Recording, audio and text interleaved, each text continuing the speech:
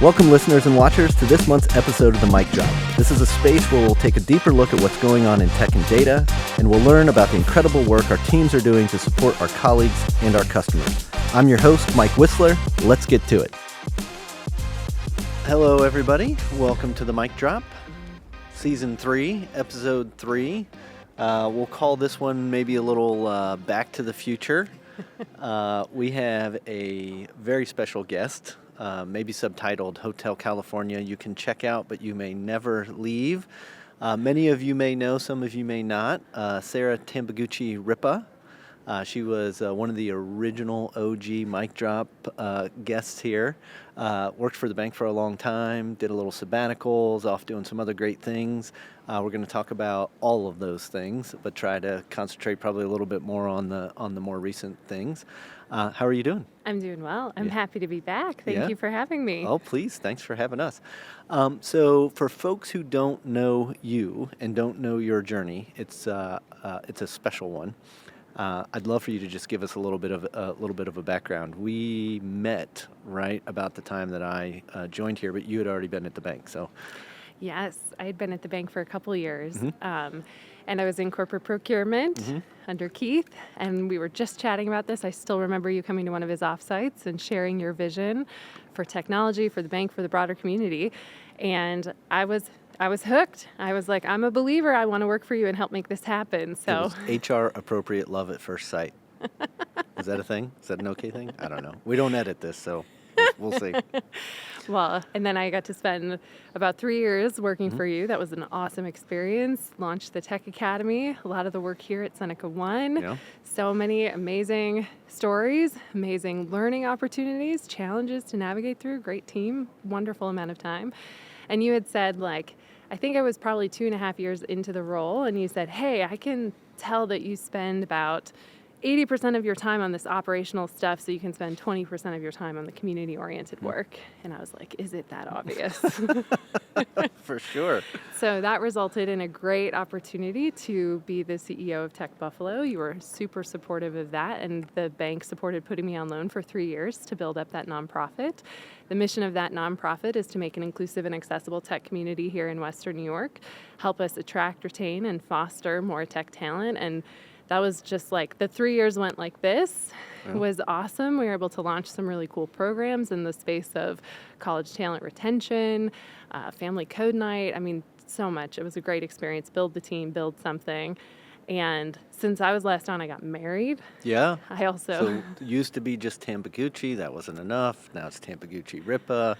Used to just be two of you in the house. Now there's four. Now there's four. Tell us more. So, yeah, I had two twin boys. They're 8 months old. So after this... Not enough going on. No. Okay. Just right out of the gate. Someone was like, wow, very efficient. And I was like, that's an efficiency we weren't planning for. But wouldn't change it for the world. Shout out, there's an awesome twin mom community here at the bank that is incredibly welcoming. Oh, wow. So, but yeah, twin boys. Around maternity leave, I was ready to come back to M&T. The secondment was ending, and then an amazing role came up. We're just going to skip over the twin boys part, so they're... what's going on? So... How old are they? So they're 8 months old. What are their names? Ryan what are they doing? And Alex. Okay, yes, here we go. So Ryan and Alex, they're 8 months old. They are the light of our lives. I mean, they're it's just like, everybody says this. Like, when you have kids, everything changes. It is 100% true, but you don't know how it's going to change until you have the kids. Like, it just, perspective changes, priorities change. Like, anyone who's a parent is going to be like, duh. Sleep cycles change. Yes, especially with two. I always respected working parents. I have a newfound respect for working parents, like working moms. Holy cow. We don't talk about this enough. Like, your brain changes, your ability to do work changes. Like, all of that has to be navigated when you return to work. And it's tough. It's tough. When I'm like, holy cow, my brain used to can do this, it can't do that anymore. It's got to figure out a new way to work. But I mean, having a supportive community is so important. We have a village that surrounds us, and we wouldn't be able to do it without the village. That's awesome. Yeah. So I don't have a lot of parenting experience of which you are well aware. 8 months old, they're moving around, Yeah, so they're scooting. scooting. They're sitting All right. up and they're attempting to scoot on their bum. Oh, life's about to really change. They're They're gonna be mobile. They're really trying to fast. crawl. They're moving backwards instead of forward. All right. But they're getting there. And then I always remember your promise that if I'm ever really panicked about raising kids or boys, to just talk to you and you'll share the experiences and the trials and tribulations you put your parents through, and I will instantly feel better. Yeah, if I turned out okay, most children will be fine. That's just all you need. That's all you really need to know. So, but yeah, I mean, it's just life changing in all the ways, but beautiful. Be the most important thing we ever do, and it's just we're so lucky. Never in a million years saw the twin thing coming, Yeah. but wouldn't change it for the world. That's awesome. All right. Glad we didn't brush over that part. It's a very important part. Yes, it is. Occupying a lot of time. All right. So Tech Buffalo, 3 years. Really, lots of people may not know this. We, as the bank, but certainly technology, huge supporters of the two assets that we're going to talk about. Tech Buffalo being the first one you stewarded as the CEO is a super important asset to really care for the community of current but not yet technologists, and really giving them a voice and giving them a place. And you really took that organization to a different level and really industrialized it. And now we've brought another CEO into town from Indianapolis, and he's going to be able to take it on to its next generation. And so super excited about Tech Buffalo. And so from Tech Buffalo to motherhood, Yes. and where do we go from there? Then we are in the process, or I'm at the 43 North Foundation. Yep. So, which was, another amazing opportunity. What do we call it? President and CEO? CEO? CEO is CEO. fine. CEO's fine. It's fine. Gotcha. I'm not big on titles. You know that about me. Same. I'm like, whatever you call it, it's fine. I'm good. I'm with this organization called. So, Gotcha. yes, I was ready to return to the bank, maybe a slightly quieter role with twins, but this opportunity came up, and it just was, the ability to make meaningful impact within the community and continue that. I've been so fortunate in my career trajectory, especially when I think back to joining M&T Tech over the last 6-7 years. That has really guided a lot of my career decisions, and being part of the 43 North Foundation, building that out. The foundation really represents one of the largest philanthropic infusion of dollars that focuses on the startup ecosystem, and we can talk a little bit more about this. Yep. But the ability to be part of building that and stewarding those funds and those deployments and investments was just too good of an opportunity to pass up. And when I think about my career and the steps I take, like I was thinking about my boys, right? And continuing to create that community where when they get old enough to think about where they want to go to school, where they want to work, what community they want to be a part of, I want the answer to be Western New York. And I want to continue to do work that enables that 18, 20 years down the line. Yeah, So for sure. Another real important asset in our community when we think about the ecosystem that we've talked about around the role that large employers like ourselves have to play, the roles of Tech Buffalo, of supporting a constituency, the roles of 43 North. Lots of people may be familiar with 43 North, the competition. This is the foundation's a little bit different, and so maybe talk about the difference between the two things, so folks can really understand the difference between the two. Yes. So we exist because of the competition. The foundation exists because of the competition. And if folks haven't been to Shays for the competition, which occurs every year in October, it is the ecosystem's biggest night. It's just amazing. The energy, the excitement. And so every time a company wins the competition, an equity stake is taken in that company. And the proceeds of that equity stake, or in this case in particular ACV, when it went public, that created this opportunity for the community, and those funds were then put into the 43 North Foundation, which is a separate entity from the business plan competition, but we owe our existence to the success of those who have cared and shepherded 43 North, the competition over the last decade or so. And when the foundation was coming into existence, there was a lot of discussion around how do we think about these funds? How do we think about investing them in the best possible way? Because the mission of the foundation is to make sure our startup ecosystem is equitable, ambitious, and built to last over generations. So there was a lot of time spent studying under other ecosystems to understand what are those core elements of success that you see across the board. And really, this working hypothesis came forward that said there are 4 elements you see in every successful ecosystem. It is a significant investment in talent to know that there's the right tech, entrepreneurial, STEM-aligned talent to support the second element, which is a healthy ecosystem of startups that are launching and thriving and then scaling into mature companies, which is element number 3, mature companies that care about an ecosystem and give back. And all of that is wrapped up in storytelling, which is element 4. And that storytelling is the relentless champion of that ecosystem, celebrating it, advocating for it, amplifying it, stitching together the story of all the various assets within a community. So I said, okay, if these are the 4 elements that you find Salt Lake City, Indianapolis, Kansas City, wherever, let's have that inform how the foundation thinks about deploying its funds and the investments that it makes. So our 4 focus areas or 4 pillars are talent, particularly looking at K through 12 and college talent retention, focusing on startups, and that manifests itself as a venture studio, which we can talk about. Those companies, we're looking at corporate connectivity. How do we make sure the more mature and established companies here in Western New York really care about the startup ecosystem and get engaged? And storytelling investments. Yeah. So, that's all 90 days in. That's where we are. 90 days in. I love it. You talked a little bit about it, but it might be important to share with everybody. We use the word ecosystem a lot. And it's pretty intentional when we think about how everything is connected. And we think about, you think about the mission of the bank is how can we do our small part to really make sure that the communities that we serve, but we also live in, have the elements of enduring prosperity. And what we believe to be true is never before, like now, the elements of creating a more kind of modern and contemporary prosperity are right at our fingerprints. You don't have to actually be in one part of a country near a physical asset. It's a lot about talent. It's a lot about technology. It's a lot about data. It's a lot about supporting entrepreneurs. And we think about like the bank's role in that. The business competition, we've 10 years on, we've made 40, 60-ish investments. We've been able to start the foundation. But we also, over the years, have taken some field trips and studied other ecosystems. You mentioned a few of them. Talk a little bit about, over the past few years, you've been a part of a couple of the field trips where we've taken leaders from around the community, the bank, and other places, and what we've seen in some of those places. Yeah, I think that's such an important part when you're thinking about ecosystem building is to see what's working in other areas.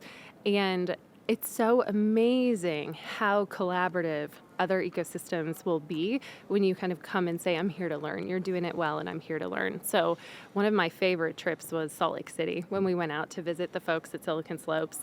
And I've since been back to experience Summit, which is their huge tech conference, and am also just in general a big fan of Salt Lake. And I think the most important thing we learned out of Salt Lake City and Silicon Slopes was the power of storytelling.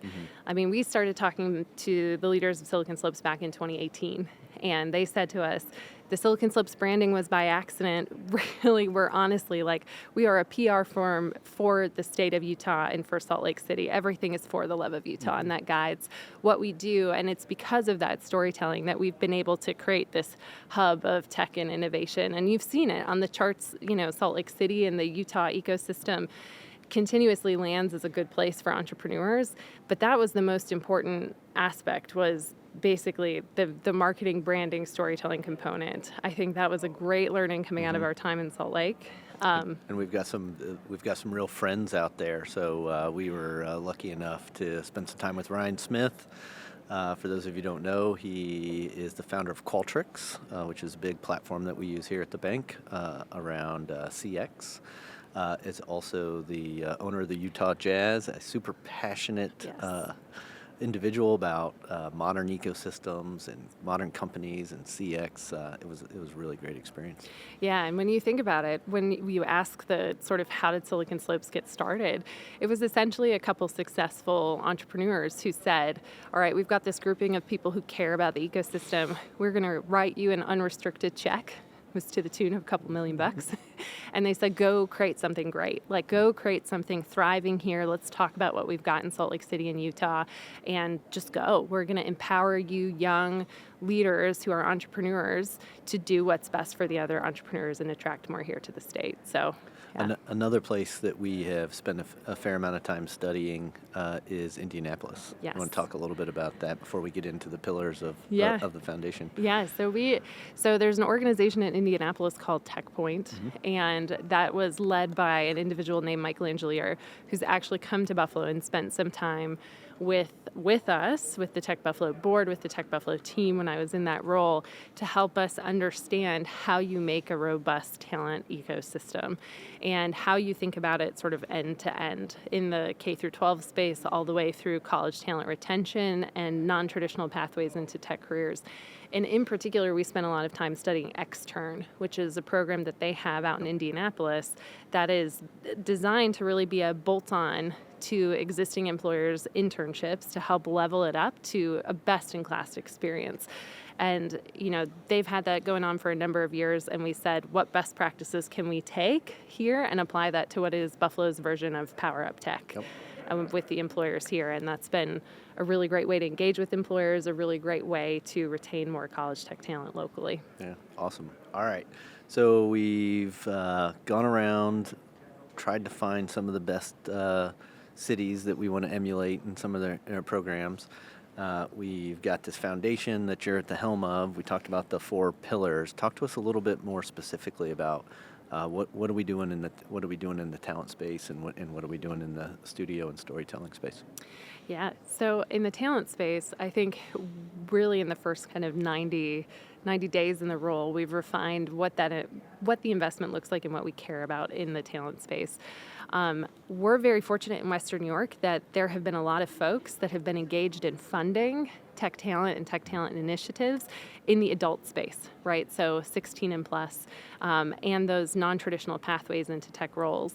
But we really thought there was an opportunity to look at K through 12 and also the college talent retention side of things. And so what that's going to look like over the course of this year and beyond is finding those appropriate partners doing work in the K through 12 space and with college talent and deploying funds to help support them. And in particular, when we talk about talent, we're really interested in creating the best talent identification and recruitment system that the region's seen in the space of STEM and entrepreneurship and those aligned skills. And that is a really bold vision, so it's going to take... I like it. It's going to take a community to execute upon that.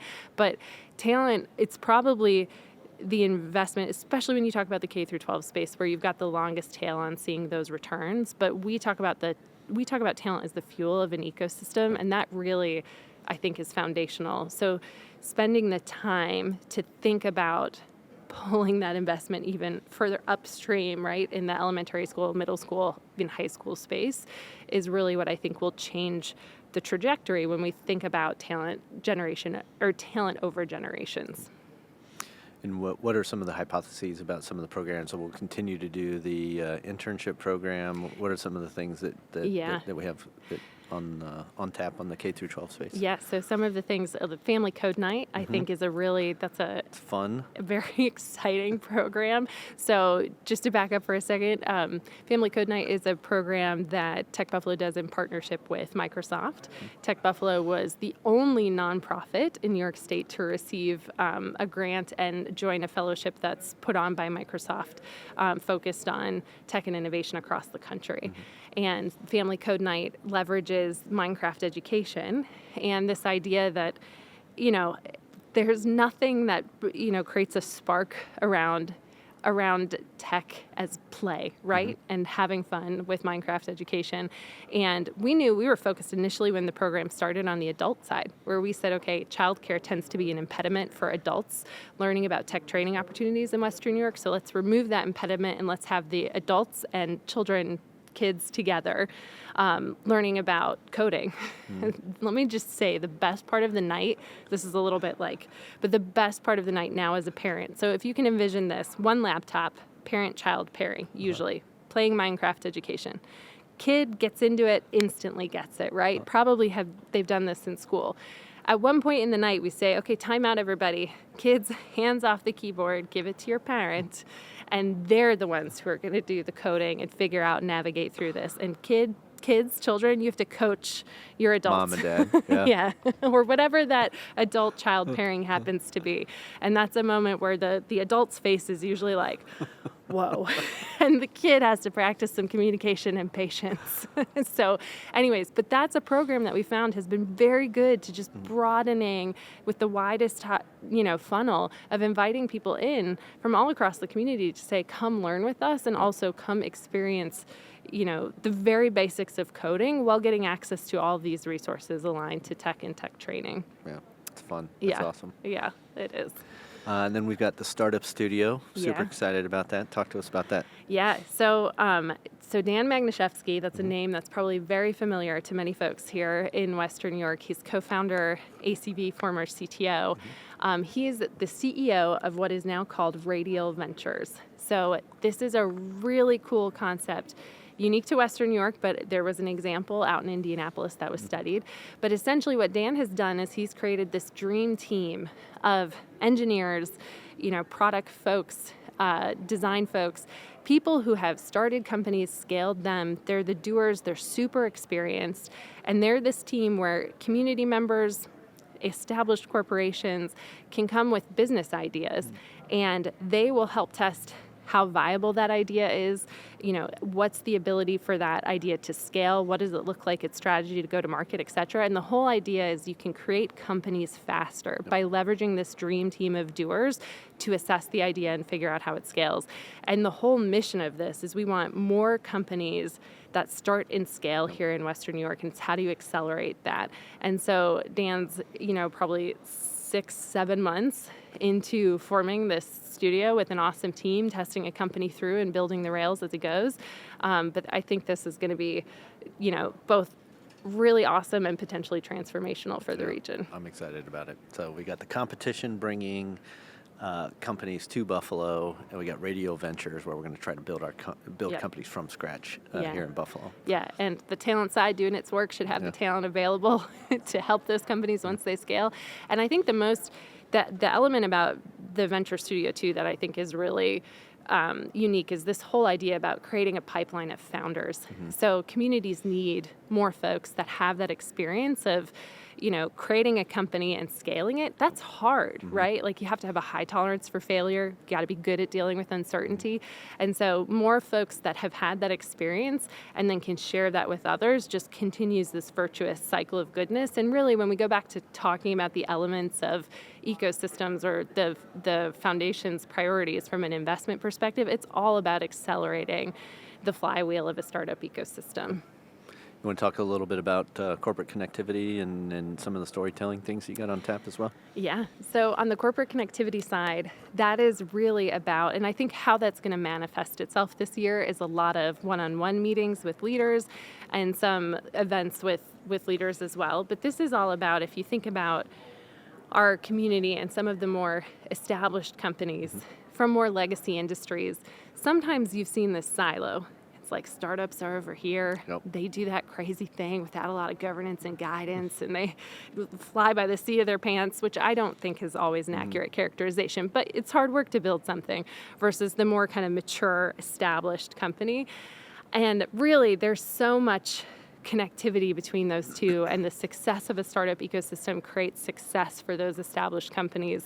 We want to break down that silo and help us all appreciate how the healthy startup ecosystem thriving impacts and complements the company. And so that's going to manifest itself in some potential ecosystem learning tours. So bringing some of those leaders to other ecosystems that we've been studying so you can deep dive and see what that relationship between more established companies looks like with the startup ecosystem, and some events that are all about helping explain the value proposition. Because really, if you think about the elements that we're talking about, talent, the Venture Studio, which is really innovation and storytelling, companies, those, you can think about that as like 3 potential products that a company is going to care about. And so, of course, we're all doing this from the perspective of community prosperity, but, how do we create those complementary relationships and that meaningful engagement? If I look 5 years into the future and we're in a place where companies are driving the strategy for the region around talent and startups, to me that will be a success. Yeah, we've all got to lean in together. Yes. And make it work. 20 minutes has gone by. Oh, wow. It really has gone by. Super fast. What might you want to leave us with? How can we help? I mean, we're engaged in some things, like Our House is Your House, of course, all the time. I know we've got a bunch of technologists who are volunteering all the time with the Tech Buffalo things, and certainly the interns are part of the program. What else would you like us to know? Where can we go? How can we lean in? I think the most immediate thing that folks can engage in is on May 1st. We have an event, Voices of Vision. So Buffalo News, in partnership with some other organizations, has put together this event series around how we can elevate the discussion about lifting the next generation of leaders.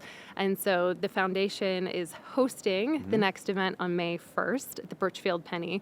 And that is really meant to continue the discussion around the foundation, what we're investing in, why it matters, from the lens of lifting the next generation of leaders. And so we'd love to see new faces there that want to learn more about the startup ecosystem and engage. And I think that is really, stay tuned, because an ecosystem requires everybody to lean in order for it to thrive sustainably. So there will be many more opportunities. And, I know I'm not formally an M&T employee anymore. You can never leave. But I'm always just really grateful for my time here and for the support that the bank continues to give to the Western New York community and the startup ecosystem more generally. I mean, to your point, it really does require everyone to lean in order to make a difference. Yeah, for sure.